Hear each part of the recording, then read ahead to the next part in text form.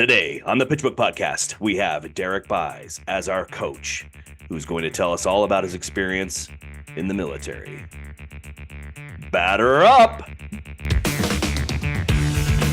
Derrick, thank you for coming on. We're really excited to have you be our coach. This is a unique podcast for us. We're not pitching a book necessarily. We might talk about a few that we've read, but we want to get your experience. Zach and I have talked recently about some of the books about SEAL training and SEALs, Navy SEALs that we had read recently. And we wanted to get somebody who has some experience going through that training and get a sense of what it's like, and then also what you can kind of apply to your life after that. Does that sound good? Sounds great, man. All right. So just a little background. Derrick, when I met him, was a kind of a young kid who would just come dunk on me on the basketball court. He'd come shoot hoops with me, and occasionally I'd get a good post move in on him once in a while and hit a little fadeaway on him, and he would be frustrated because an old man scored on him.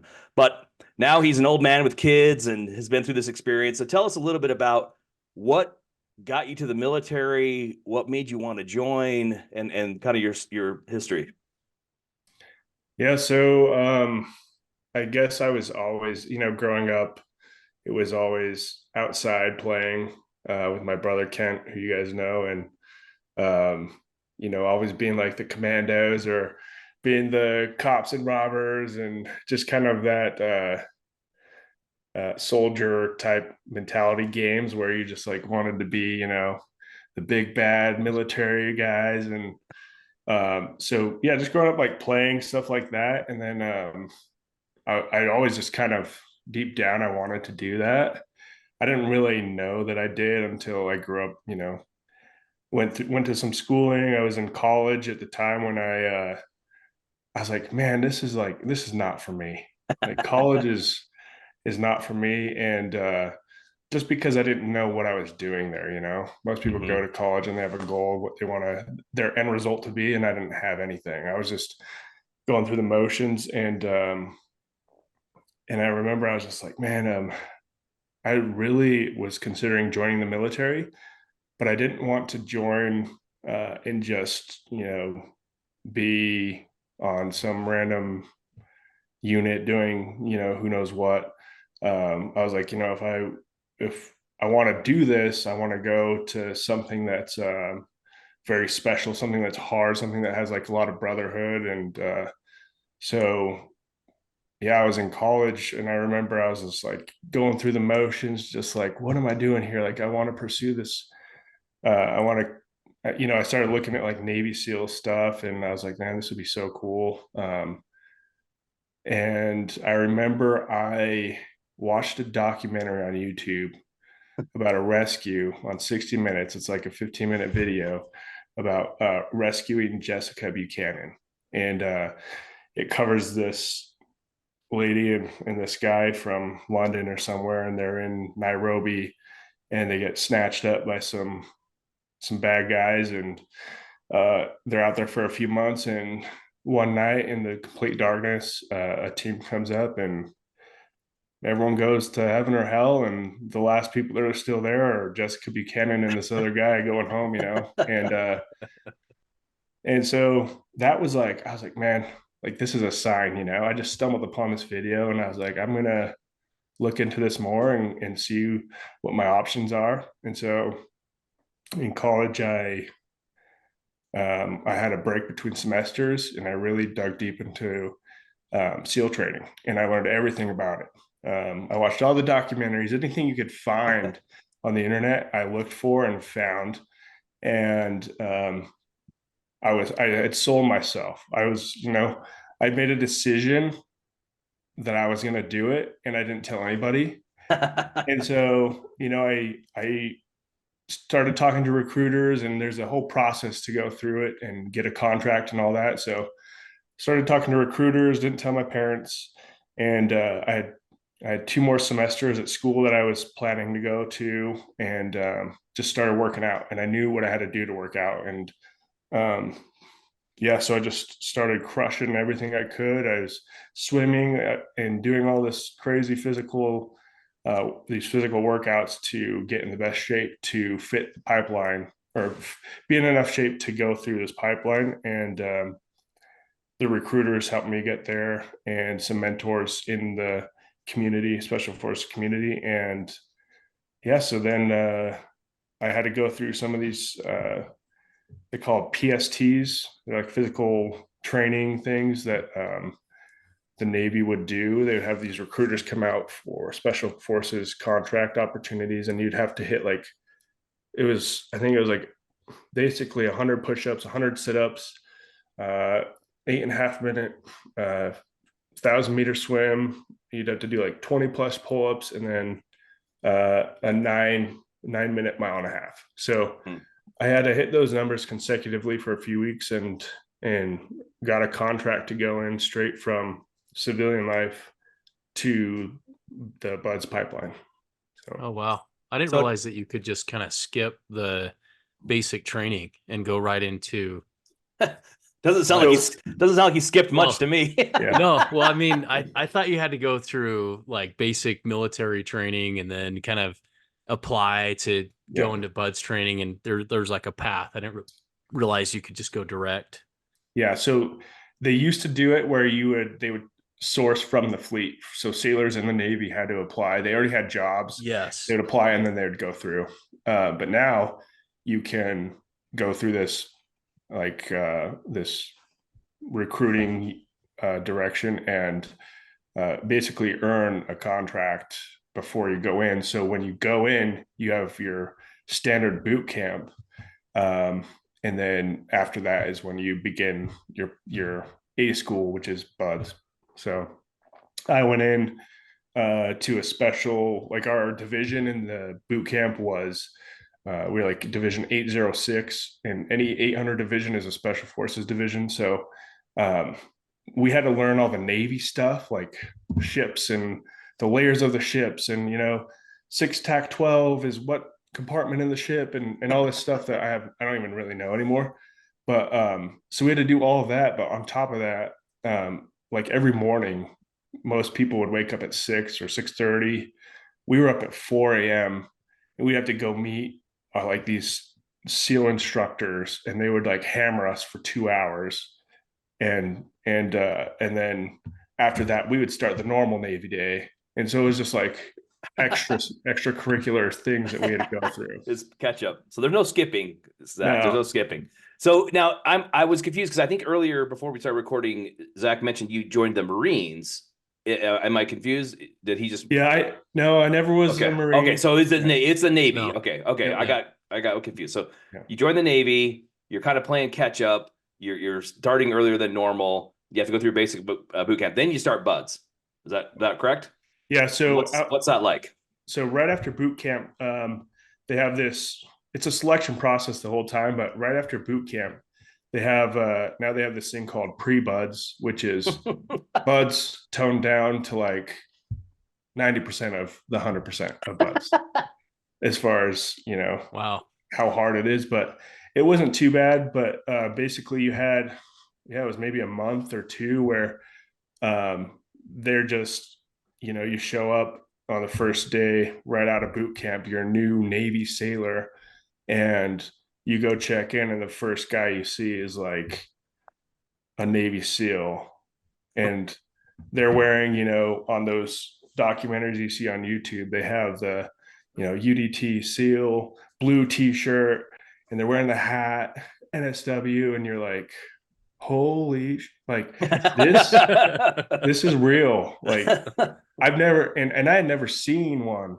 before I went to boot camp and pre-Buds, but it was like everything you ever dreamed of to aspire is standing in front of you, and they hate you. So it's like, so you go to this pre-Buds for 2 months, and you have to test out. So you have to hit like these crazy numbers, and for all these different evolutions. And then if you make it through that, then you go to Coronado, and then you have like 2 weeks or 3 weeks of in dock, which is basically Buds toned down to 95% of the 100% of Buds. And so then you do that for 3 weeks and get oriented in Coronado, and then day one happens, and you just go from there. So Wow. it's a nonstop. Yeah.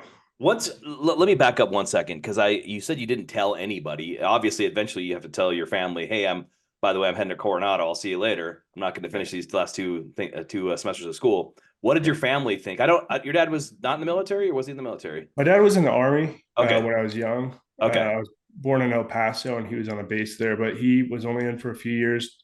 Had his school paid for, Got and it. he got out. But so yeah, So I he ended up wasn't. telling him. What did he say?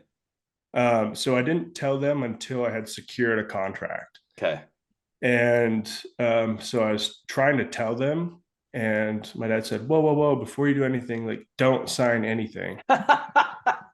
And I was like, "Well, Sorry. it's too late. I'm leaving this fall, and I'm going straight through, and I'm going to be a Navy SEAL." And he was like, "Whoa, like, oh, slow down. This is, And then of course the fatherly fear of, Yeah. here goes my son into the military. What are they going to do to him? Oh, is he going to go to Afghanistan or wherever? Right. And so they were supportive in a way, but also they were very like against it Gotcha. in a way too. Interesting. But they never really doubted me. But yeah, when I told them, they were just, definitely thrown back. Yeah, so the reason I asked that is my dad was in the Army, and I was born in Alaska, but then he went to the reserves and finished up, and he called it the best part-time job you could get, right, in the reserves. But I was never going to go have somebody yell at me. I was way too rebellious. That would never happen. It could happen maybe now in my old age. I could handle it, but I can't handle the physical part now. But Yeah. I don't know what my dad would say, but he joined because he was going to get drafted into Vietnam anyway. So he wanted to go to officer candidate school.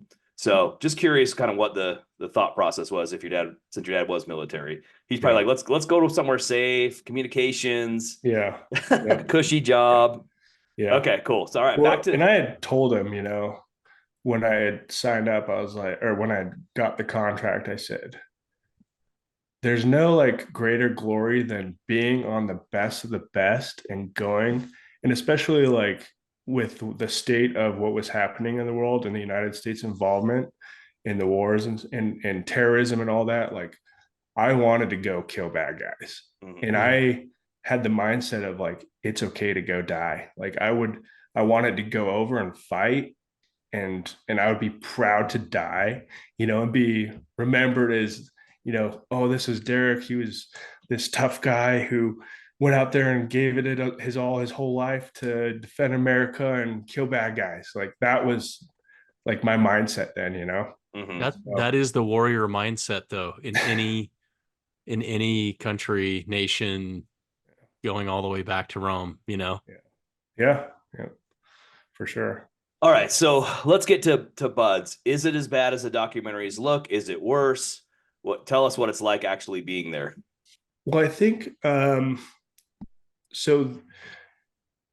Being there every day is just you're waking up and doing the same stuff, different times of the day, over and over and over and over again. And so, a lot of the people that quit or get out of the program are always kind of like, oh, it's insane. Like, this is crazy. But honestly, if you have a purpose to be there and you have your goals aligned and why you're there, and a foundation to fall on when things get really hard, to remind yourself, I mean, it's not bad. I think most people, if they had that, and they had the mentality of, I'm going to die trying, they will succeed. Gotcha. So it's tough. It's the hardest military training in the world. And every day it's not about performance necessarily. It's like, how much can you take before you stop? And a lot of people going through that find a threshold where they're done. And so, yeah, I just remember watching people that came in, professional athletes or Olympic swimmers or, Division I athletes and some other people that were just yoked, man. And I'm this like skinny, quick guy, and there's all these huge, strong athletes in there. And I'm like, at first it's intimidating because you're like, I don't belong here. Like, and I was thinking, I'm not prepared for this. Like, look at these guys to my left and my right. And so it was intimidating for sure. But when you see those guys go, you realize that you have a purpose that maybe is more stronger than theirs. And when they leave, it's like, wow, if they're leaving and I'm still here, this means that I can keep going. Yeah. Like, so yeah, it's tough, man. And if you have any questions about like specific evolutions or whatever. Yeah. Yeah, I do. Go ahead, Zach. I feel like I'm robbing you of all your questions. Go ahead. Zach, No, what do you this, got? this is super interesting. I would just love to hear Let- specifically like the training and like take us through a day of Bud's training, maybe like at the beginning, the middle, and then the end. Did you finish or? Yeah. So phase one is basically the biggest gut check you can get. And that's every instructor is trying to get you to quit. And so phase one is, a lot of people know SEAL training is Hell Week. Like, that's in phase one, right? And so that's like week 4, maybe week 5. And so, leading up through that, you wake up in the morning to who knows what it is. Maybe an instructor had a fight with his wife last night and he's there at 4 a.m. Well, guess what? You guys are waking up at 4 a.m. and you're going to hit the surf. You're going to go jump in the ocean, start getting sandy, and then doing whatever they say.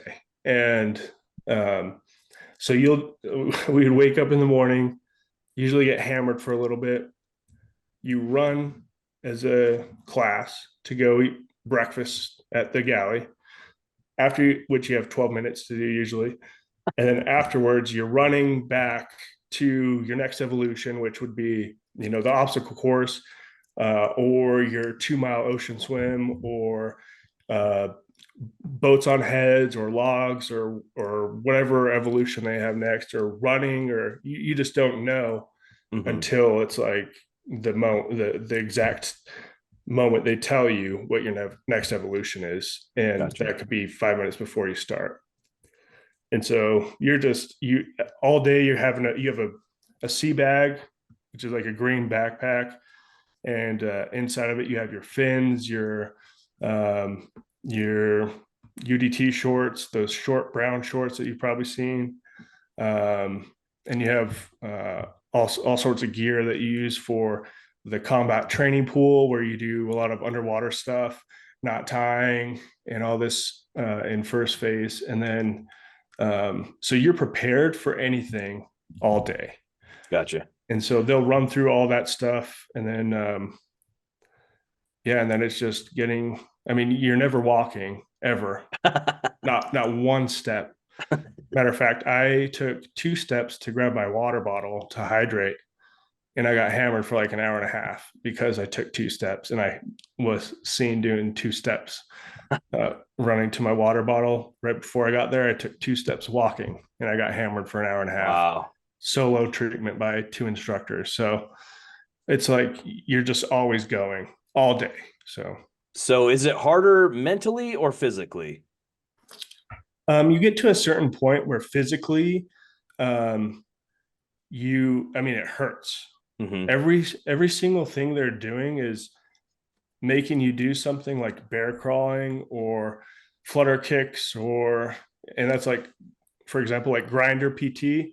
It's like the famous area in the Buds compound where they have like the duck feet, and everyone's out there getting hosed in the face, doing flutter kicks and all that. So like, that can last an hour or 2, and they're hitting every muscle that you possibly could use until failure. And even then you're still trying. Yeah. And then they'll switch something up and go from flutter kicks to bear crawls and whatever it is. So that part physically is hard, but you get to a point where you have done it so much that you know you can keep doing it, Huh. and your body will just work. Yeah. And even at like failure, you can still somehow to keep moving. And so that part, once you get past that part physically, then mentally it becomes, how long do I want to do this for? Mm-hmm. And so, like I said, if you have that purpose or that goal or something to hold on to, that was like, okay, this is going to keep me going. I So I it's challenging in both, but I read and we'll probably I'll pitch this at some point, a book called Mastering Fear, a Navy SEALs guide from Brandon Webb. And one of the things that really stuck out to me, and I have a bad memory, so if something sticks out to me, it must be pretty cool. He said there was a time when something like that where he was the instructors were getting after him. His face was in the sand, the surf's hitting him or something. They're yelling at him and they're telling him like, you want to quit, and he starts yelling back, says, I'm never going to quit. And he said he decided to decide, and that was the key. Is he just decided that no matter what, like you said, he's either going to die doing this or that's it. He's not quitting. He's just decided he's never going to quit. And he said that at that point it became easier. Did you come across something like that? I mean, it sounds like it. You made this mental, like you just had this thing like, hey, I'm not giving up on this. yeah, there's like a mental switch somewhere in there, and this whole pipeline, it starts out at the boot camp with when you're getting hammered by those instructors for the first couple hours in the morning, through pre-buds to buds and doc to buds. It's like they're rewiring your brain to figure that out. Mm-hmm. And so at some point during there, it's like it's just a switch where I remember sitting there, or not sitting, but like doing something, and I think we were running, and um I remember thinking to myself, like, I had forgotten about the pain I was feeling. Like I was in pain, but I wasn't thinking about it. Uh-huh. And it was like I had realized I was brainwashed because I was doing what these crazy guys are telling me to do. And I'm not even thinking about the pain. I'm just doing what they're telling me to do. And so it's like Keep you moving, focus keep going. on, I would just like focus on what the task was. It's a simple task. I just got to do it. And like the after effects, the pain, the suffering, and all that, it's just like you don't acknowledge it. It's just like it's just there. Huh. So There's Crazy. this Go there's ahead, this Zach. story, yeah. So in this book that I'm reading, I'm almost through it. It's called Navy SEALs: Their Untold Story. Uh, they're in Grenada, and I'm trying to remember the name of the commander, but he basically has his platoon or he's got a team of SEALs, and they're going in to rescue some people, and they're coming out of the back of the house, but they realize that they're going to be exposed and be shot at, so they decide to go for it. And he's the first to leave, and he gets shot in the elbow. Like his arm just gets shot. He's got one shot in the heel of his boot. He's like shot 3 times, but one in the elbow. And it just talks about him, what you were just saying. He just kept moving. He kept going. They got to the fence line. One of the guys was like, "We're screwed. We don't have any wire cutters." One of the guys happened to have them. So yeah, they cut through the fence, they get out, and it's like he just keeps going, and they get to this point where they have to jump off this cliff, and he physically can't do it and tells 2 of the SEALs to throw him off the cliff. yeah. I'm just thinking, dude, just most people would just be like, I'm dead. Just Yeah. I so like that to relate it. rewiring. Yeah. I relate it to like throwing up. It's like when you're feeling sick and your body's like throwing up, like you're just throwing up and it sucks, but you just have to do it. Yeah. Like it's and you have no choice. So if you don't give yourself that choice and you just have to do it, you're gonna do it. And even though it sucks. I want to ask you a question, because you said something that kind of sparked a thought in my mind. And I think about when someone's running a marathon, they get to that last 3 miles and they know that they're close to the end, and they start to shut down. Mm. And I think there's some kind of mental uh, thought process that's the body says, okay, we're almost there. We need to start to conserve. And I'm wondering in the buds training, if you ever hit a point where you're like, okay, I'm on week 4, day 7, 4 hours to go. If you start shutting down, or at that point, you've kind of mastered your body and you suffer through to the end. Yeah. For sure. I mean, the thing that this is huge in buds, in SEAL training, you don't ever have a watch, ever. You never know what time of day it Oh, is unless okay. you're like in bed. You have no idea what time of day it is. You have no idea what evolution is next. You have no idea how long it's going to last. mhm. And so your brain is wired to think it's never going to end. I just have to keep going. Hmm. So there is no finish line. So I think with racing and stuff, you're aware of that. And even if you're trying not to be, it's still there. You Mhm. know, and your body's like athletes, they train a certain distance to run a certain distance at a certain speed, and their Hmm. bodies get adapted to that. And that's where it switches from physical to mental, I think, is especially in the military, um it never ends. You're planning to keep going until you die. Yeah.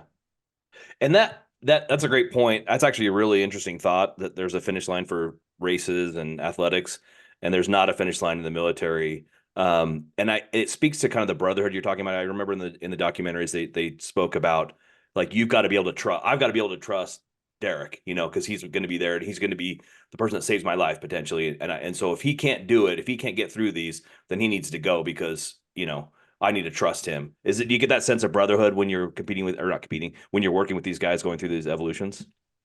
That can't be overstated, man. It Okay, is cool. it is like something you will never see anywhere else.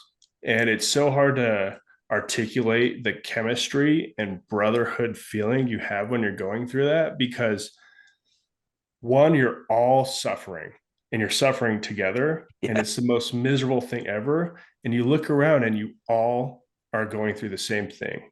And what makes it your boat crew, so you're assigned a boat crew, and there's 5 or 6, 7 people in it, depending how big the class is. And you said it exactly. You have to trust the person to the left of you and trust the person to the right of you. And everything, I just remember in training, everything I was doing when I was putting out my most intense efforts for anything, it wasn't for me. It was to help out this guy and this guy. Hmm. And at the same time, I have a lot of weaknesses.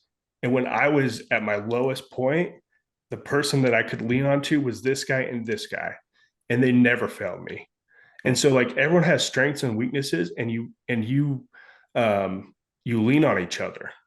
And I mean, through every evolution all day, it's just like your trust keeps going up and up and up. And at some point in time, if someone is ever thinks about themselves, it is extremely obvious. Hmm. And usually they'll quit the next day or two when people find out, because Interesting. reputation is everything. Mm-hmm. And the ultimate goal through this whole pipeline is you're going to war with these people potentially, and you want somebody that you can trust with your life. And so if there isn't that selflessness and you detect that, um, one thing in buds is like it's like the most uh, intense thing ever, but there's no room for sugarcoating anything.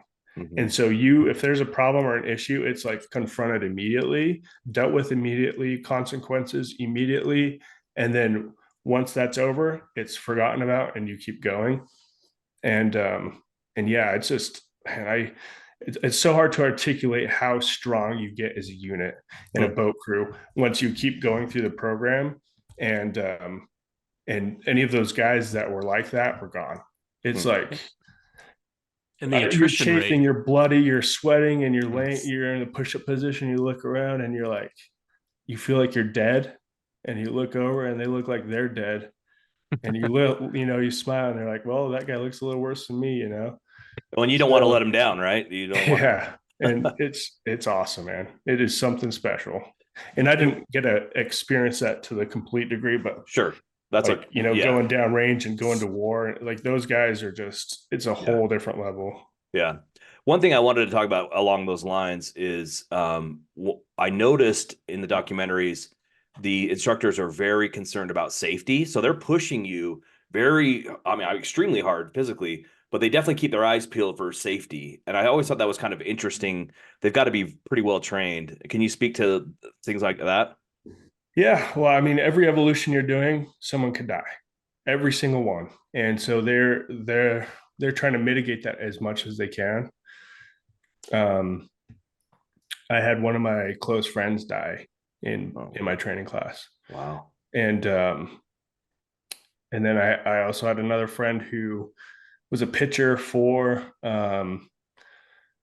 the Kansas City Royals, and he got like a heat stroke just passing by me. I saw him just collapse. There's medical on every evolution. There's a medical staff, and so yeah, when these things happen, they're there ready to go. But ultimately, sometimes people die. Yeah, it's crazy. Well, I That's just why thought that's why, like a lot, like I said, like if you're gonna do something, it's in that course. It's like I'm gonna die trying. Gotcha. And a lot of those guys that do die trying. Yeah. I think what I'm going to do, unless Zach has more questions, one thing that I kept coming up is how difficult the cold was, and being cold. And then I think maybe, unless Zach has something else, we're going to get to kind of how you can apply these things, how you apply these lessons to your life. And you said something interesting before we started recording, but what is it like to be a sugar cookie and just freezing? People think San Diego's warm, but they don't go to the ocean in the Pacific. Yeah. Even in the middle of summer, it's got to be cold. That's like, well, and there's like this thing where if you're there in the winter months, the ambient air temperature is colder, so the water's still relatively between 55 to 59 or 60 degrees, which sucks. But when you get out and it's even colder, that's a little worse. So usually in the winter months, you'll find that a lot of the class gets punished through water more. And then in this spring, summer, fall months, you're getting hammered outside of the water, but every day you're wet, every day you're sandy.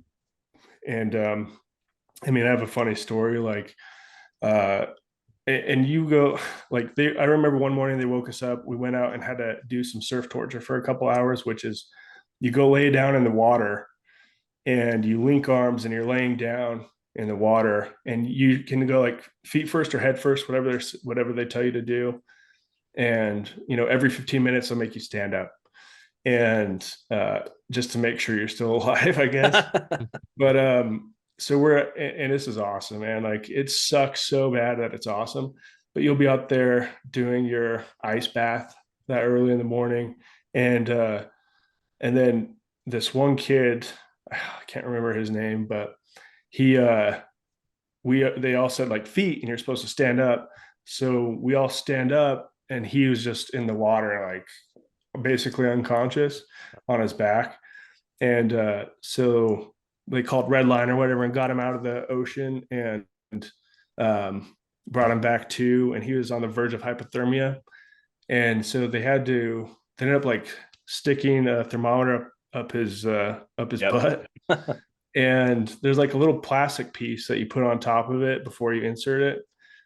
And sorry if this was a little gruesome, but this was like the Bud's humor stuff. So he got cleared after a little while. His temperatures were fine and he came back to, and so he continued with the class.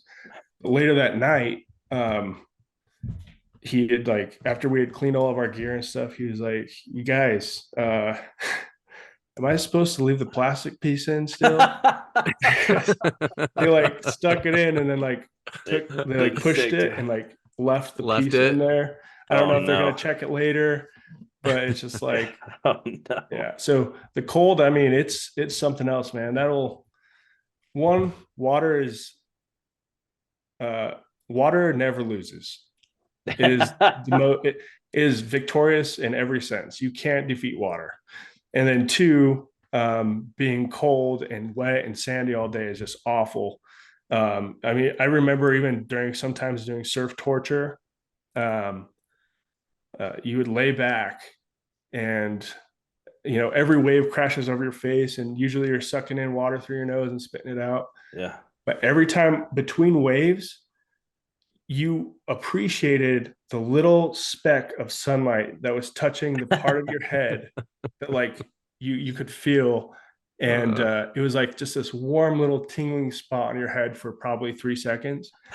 And that was like, I remember looking forward to that after every wave. It was like, oh yeah, here it comes. I can feel it. Yes. And so it's like the little victories in the big battle, that help keep you going. But I mean, you're cold, wet, and sandy all day, every day. And it's crazy, man. Were there any evolutions, if you had to rank them, this one was okay, this one is the worst? Were there ones that you were like, oh, good, like I'm excited for this one, even though I know it's going to be painful, it's easier for me, versus one that you're like, I got to push through? Or are they all just terrible? Yeah. I love doing the ocean swims because you're always with a swim buddy. So you're in pairs when you go out and do your swims. I love the ocean swims because it's 2 miles of swimming. You have 90 minutes to complete the mission or the evolution. And that's 90 minutes instructor free, where you don't have someone talking to you or making you suffer. You're on your own pace. You're doing your own thing. So I always loved doing that. Things that sucked, I mean, boats on heads was probably the worst, because that's when you're carrying a 200-pound boat on your head and you're rotating positions, and everyone goes bald because the thing just keeps bouncing on your head over and over again, and it's heavy and your neck's like broken. And so that was probably the worst one. But they make everything miserable. I mean, I remember one time I was having to do like burpees or something because I got in trouble for something stupid. And every time I'd come up and do a burpee, he was like, "Why are you rolling your eyes at me, Buys?" And I'm like, "Negative, instructor." And like basically all you say is "hoo-yah" and "negative." And so "hoo-yah" means like yes and anything, and then "negative" means no. And so they tell you to go do something, and you're like, "hoo-yah," like let's go. Yeah. But I remember telling this guy like, "Negative, I'm not rolling my eyes at you," like negative. And he's like, "Oh, you got an attitude problem?" And I was like, "Here we go." So he put out like a bucket, and he said, "I want you to go to the ocean, fill up your mouth with salt water, and come back and fill up this bucket with water." Oh my gosh. And so I had to run back and forth, and hours, dude. No way. And so I get in there and I spit the last thing of water in the bucket. And then, and this is where like the mental part of no finish line happens. Mm-hmm. As soon as I spit it in, and he said, "Good job." And then he just kicked it over and emptied out all the water. And he said, "Go do it again." Oh so my gosh. And luckily I didn't have to do the whole thing again, but that was just like a tipping point, right? That's like how they're trying to get in your head to see if you're going to keep going or quit or. Wow. So crazy. So anything else that we should talk about as far as the training stuff goes? And then maybe we just get on to like what you did. I know you became a pilot. Anything else, Zach, that you've got questions about, or anything, Derrick, that you think was worth mentioning about the training? One last question, and this is more just curiosity, but you see SEALs in a pool bouncing up and down and their hands are tied behind their back. And I've heard, and I don't know if this is true or not, but sometimes there's a knot that you should be able to untie, and a knot that is that true or? I don't know about like untying a knot, but yeah, usually so that's called drown proofing. And basically it's to simulate, if you're tied up, that you can survive in water. And so, yeah, it's, so you'll bob. So you'll go up and down in the water with your hands tied behind your back, your feet tied, and you'll have to pick up your mask with your mouth and do some other like flips and stuff underwater. But so that is honestly like with all the other water stuff, that's pretty easy.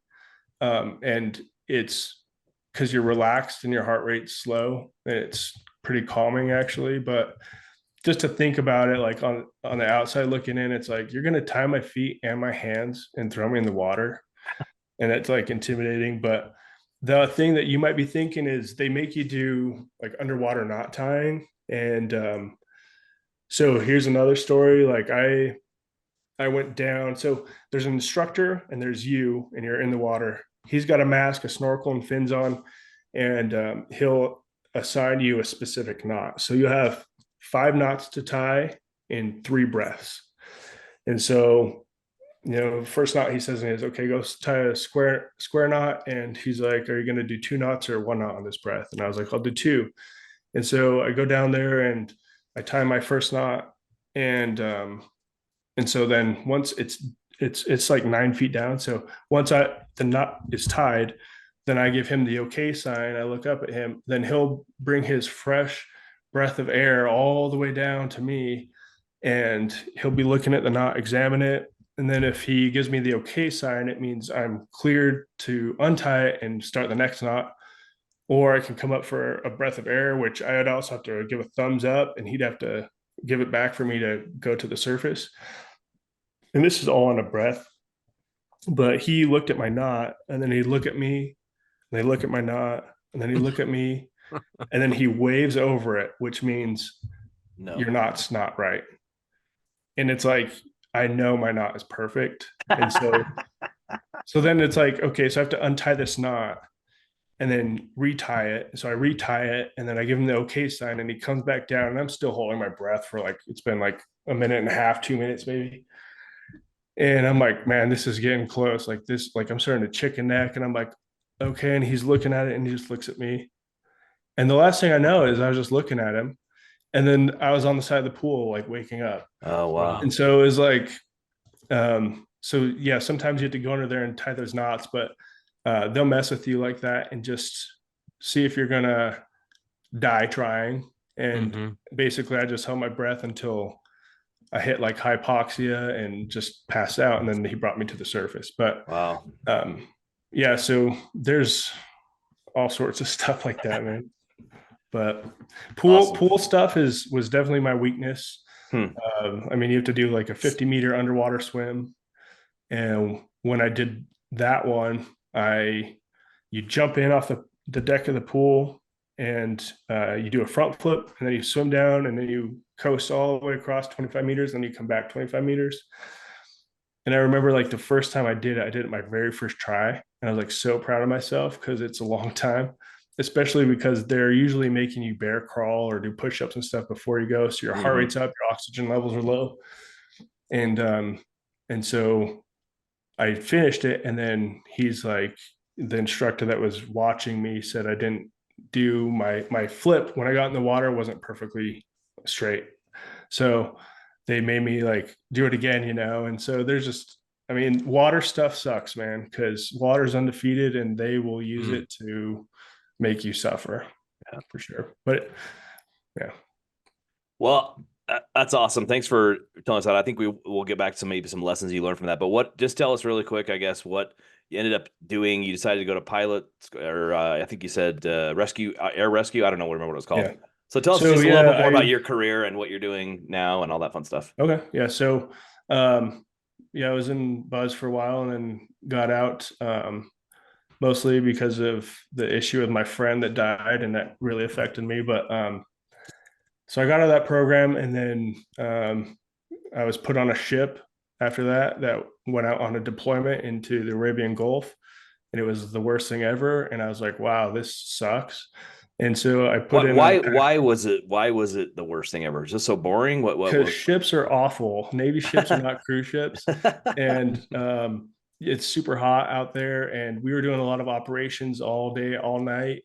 You don't sleep much. You're working 7 days a week. And I was like, I felt, and maybe I had an ego, but I felt like I didn't belong with a lot of these guys. I didn't mesh with them well, because it wasn't no, it was no longer selflessness. It was Mhm. selfishness. Like a lot of people are looking Gotcha. after their own selves and their own career and stuff. And so losing being surrounded by the right people who help you all the time and you help them like destroyed me. I was like, I can't be around these. Like, I need to get involved with something else. So Mhm. I put in a package and got picked up to go to become a Navy rescue swimmer. So I went through that whole pipeline, which is similar to buds, but a lot easier in a way because you're just dealing with water.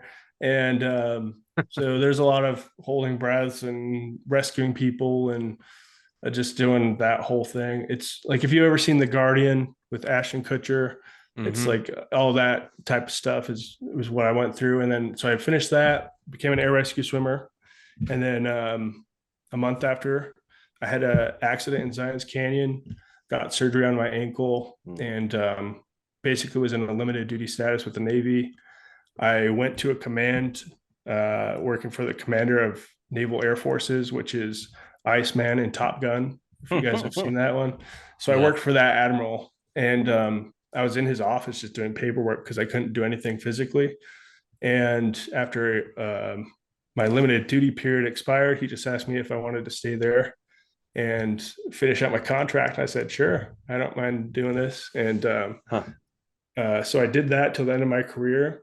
And while I was there, I decided that I wanted to be a pilot. And um, so I started studying before I got out. And as soon as I got out in December 2019, I began flight school and finishing my college degree. And so I went all the way through flight school, went through college. I became a certified flight instructor, and then just been picking up jobs here and there, trying to build hours and time. And then I landed some good jobs, and now I'm basically in my career job where I could work for the rest of my life. So, but going back to SEAL training, like that shaped me in the way where um, having a goal and then doing anything it takes to get there, even like dying to achieve it, was just invested in me and myself. And I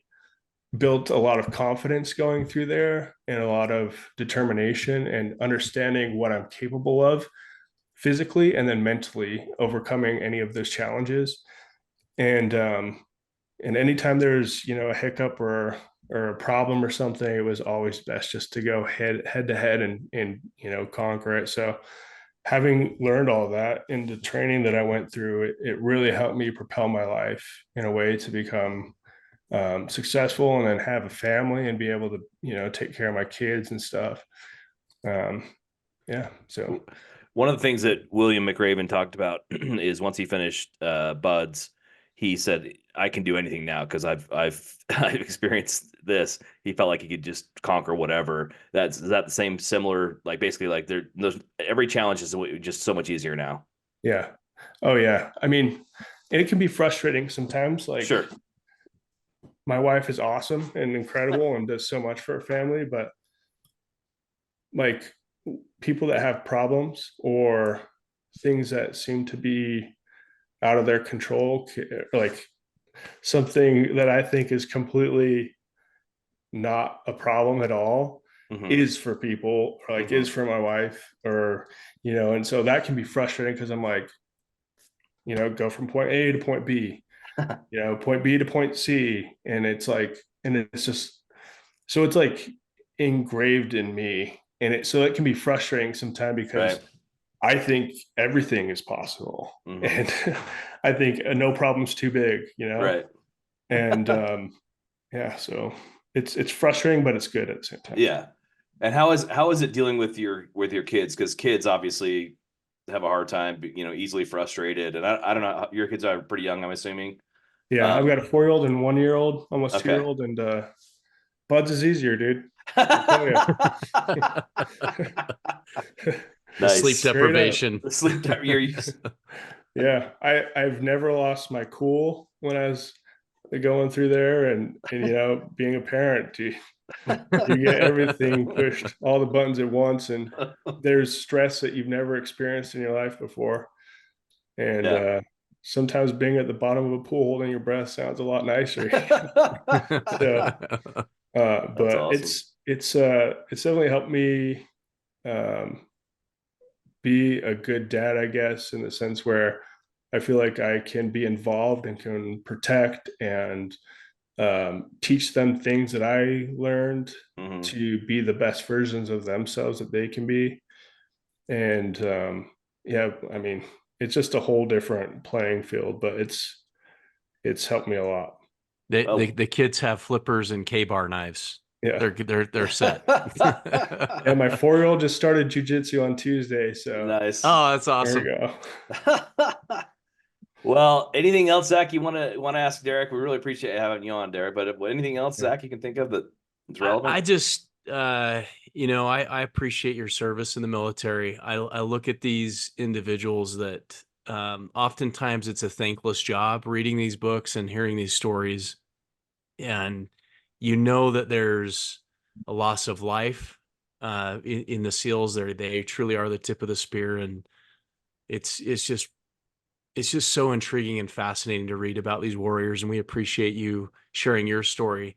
There's a few books that I maybe wanted to mention for those that are listening. If you want to learn more about the SEALs and some of their missions, Lone Survivor by Marcus Luttrell is a great read. American Sniper. Extreme Ownership by Jocko Willink. I know he has a podcast that's just incredible. Jocko's a man. I never want to cross any of these people. Anyways, those are some books that I've read. And No Easy Day by Mark Owens, the capturing and killing of Osama bin Laden. So there's just some great reads. I thought I would just there's like too many books to mention. I would say anything from William McRaven, and then I really enjoyed Mastering Fear by Brandon Webb and John David Mann. But we're gonna probably do a doubleheader at some point, Zach, with some of these books. I will say this though, and again, not to sound corny, Derrick, but we do appreciate your service. I do, at least personally. And again, my dad was in the military. It's something I never wanted to do because I never wanted someone yelling at me, and it just the thought of like having to say yes sir to somebody. I was such a rebel that would never happen. But I just appreciate anybody who does it. And honestly, I know we talk a lot about the heroes and stuff. There's kind of the unsung heroes that are back doing the communications, the planning. William McRaven talks a lot about just the planning of things that are critical that, don't necessarily get a lot of the glory or whatever. So there's just everybody who's a part of it that's, giving of their service. I appreciate. And again, just really appreciate you having you on, Derrick. And I don't know. Thanks for coming on and sharing your story. And it was really cool and inspiring to kind of hear what it's like and give us a sense of something we're never going to experience, but can kind of live through you. So appreciate it. Yeah, man. Thank you guys. I just feel like most people that are in that shoe of military also think it's just a job, but and everyone's a warrior in their own way, right? So yeah. But yeah, man, I thank you guys so much and appreciate the support. And it's good to see you guys. Awesome. You too. Hey, thanks everyone for listening to the Pitchbook podcast. Appreciate Deja Vega letting us use their music. Little shout out that if you're going to be in the Manchester area, there is Liggett Fest #4 happening June 8th, I believe. I can't remember. So if you're in the area, come see Deja Vega play live. They're amazing. All right. Like, subscribe, and share this with your friends. Definitely this is one of our best podcasts for sure, even though it wasn't about a specific book. Just great to hear the actual experiences. Thanks again, Derrick. We appreciate it. Yeah. Bye-bye.